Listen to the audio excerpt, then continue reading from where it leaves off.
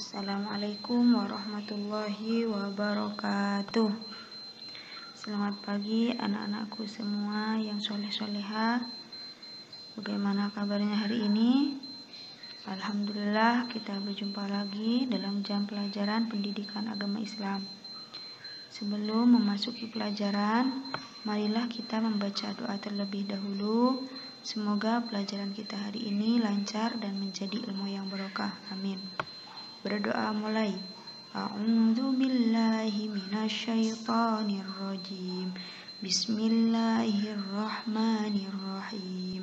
Raditu billahi rabba wa bil islami dina wa bi Muhammadin nabiyyan wa rasula. Rabbi zidni ilma warzuqni fahma. Amin ya rabbal alamin.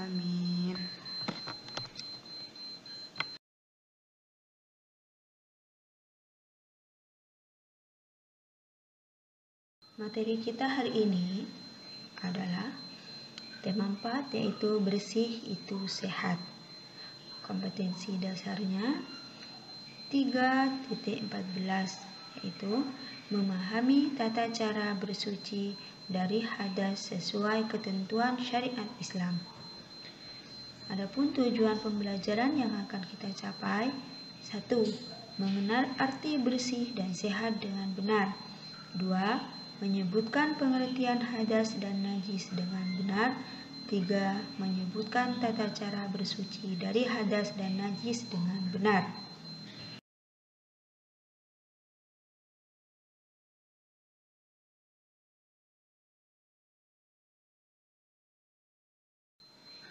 Mengenal arti bersih dan sehat.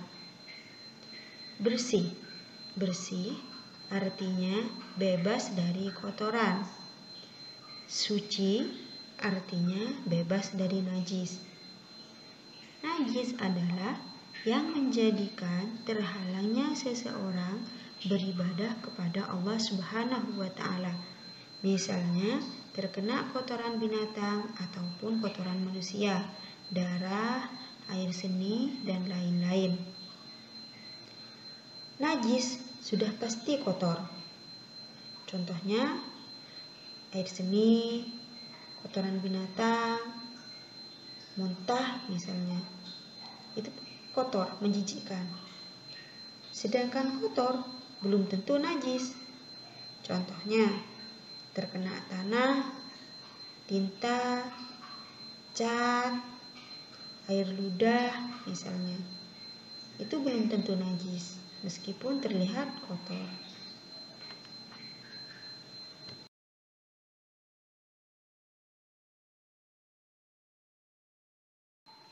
Najis ada 3 macam. 1. Najis mukhaffafah, artinya najis yang ringan. Najis yang ringan contohnya air seni bayi yang belum makan apapun selain ASI, air susu ibu. 2. Najis mutawassithah, yaitu najis sedang. Contohnya kotoran binatang, air seni, tinja, darah, dan lain-lain. Yang ketiga, najis mughalladhah, artinya najis yang berat. Contohnya air liur anjing atau benda yang terkena air liur anjing. Sedangkan hadas. Hadas adalah keadaan tidak suci pada diri seorang muslim. Hadas ada 2 macam. 1. Hadas kecil, 2. Hadas besar. Hadas kecil contohnya buang air besar, buang air kecil, buang angin, bersentuhan antara laki-laki dan perempuan yang bukan muhrim. Dan cara menghilangkan hadas kecil yaitu dengan berwudu dan tayamum. Yang kedua, hadas besar, contohnya mimpi basah bagi laki-laki dan haid bagi perempuan. Cara menghilangkan hadas besar yaitu dengan mandi wajib.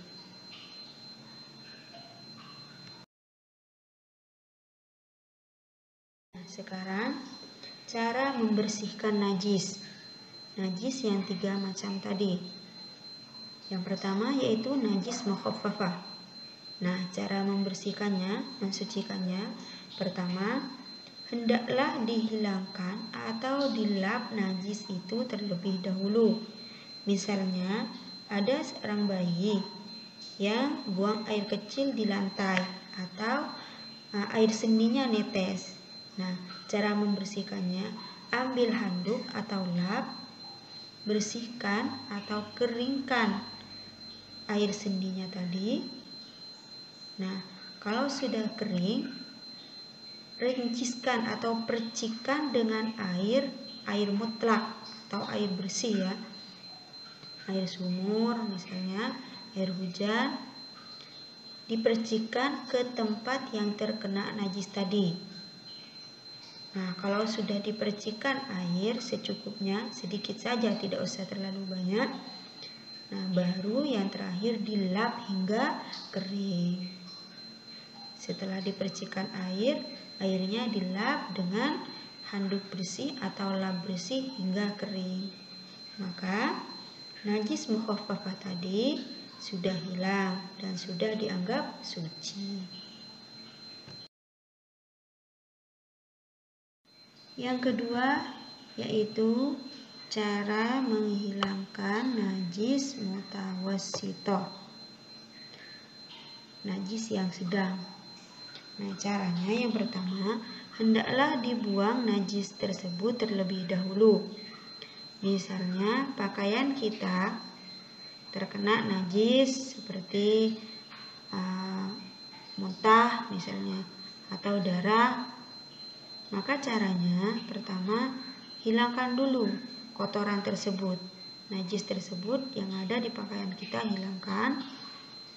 Setelah dihilangkan, yang kedua, cuci dengan air mutlak tempat yang terkena najis sehingga hilang baunya, rasanya, dan warnanya. Yang dimaksud air mutlak di sini, air yang masih belum terkena apapun atau dicampur dengan apapun. Ya, seperti air sumur, air sungai, air hujan misalnya. Kalau sudah tercampur dengan barang apapun, maka itu bukan air mutlak lagi. Misalnya teh,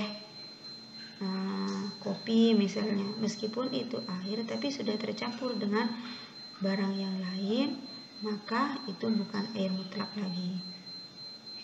Nah, cara mensucikan najis mutawassithah ini yang dianggap suci apabila sudah hilang baunya, rasanya, dan warnanya.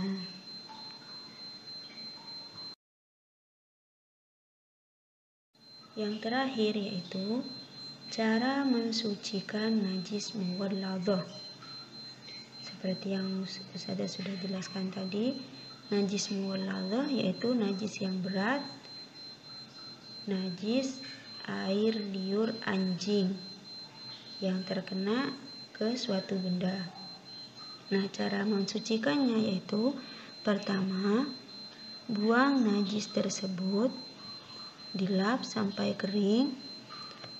Kemudian yang kedua, cuci tempat terkena najis dengan air tanah. Maksudnya air tanah di sini air yang dicampur dengan tanah atau debu yang bersih. Kemudian yang terakhir, cuci dengan air mutlak sebanyak 6 kali hingga hilang warna, bau, dan rasanya.